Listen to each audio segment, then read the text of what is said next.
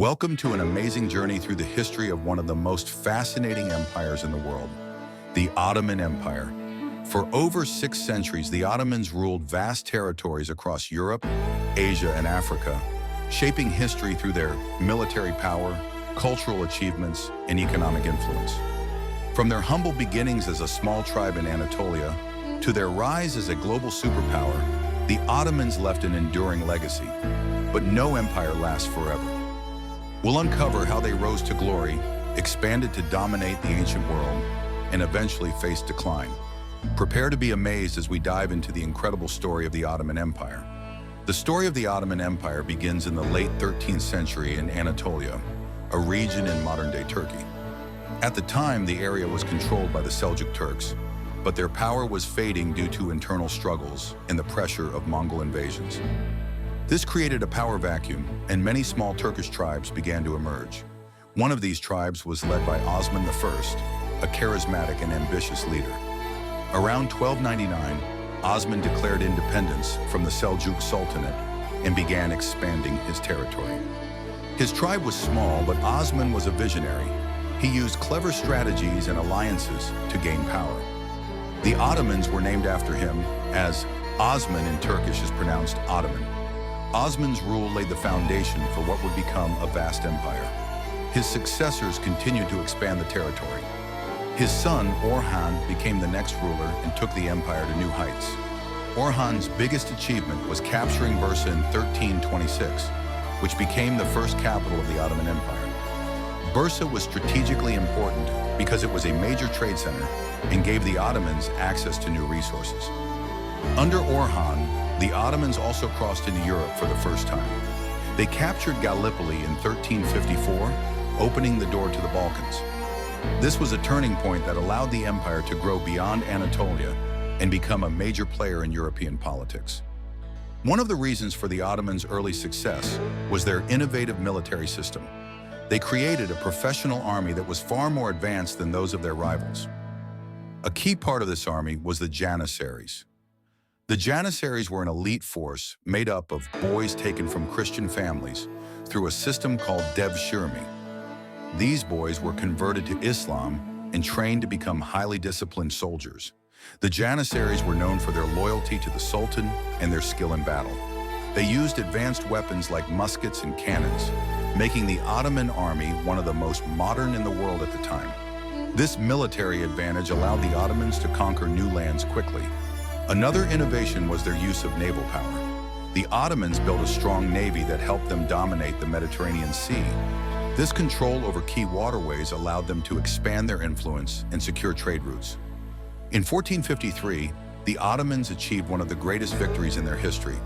The Byzantine Empire, once a mighty power, had been reduced to a small area centered around Constantinople.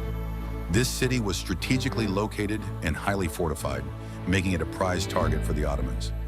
Mehmed II, also known as Mehmed the Conqueror, became Sultan at the age of 21. He was determined to capture Constantinople and make it the capital of his empire. Mehmed assembled a massive army of over 100,000 soldiers and built enormous cannons, including the legendary Great Turkish Bombard, which could fire cannonballs weighing hundreds of pounds. The siege began in April 1453. For weeks, the Ottomans bombarded the city's walls. The defenders, led by Emperor Constantine XI, fought bravely but were heavily outnumbered. Mehmed used clever tactics, such as transporting his ships overland to bypass the chain blocking the harbor. This move shocked the defenders and gave the Ottomans control of the sea. On May 29, 1453, the Ottomans finally broke through the walls.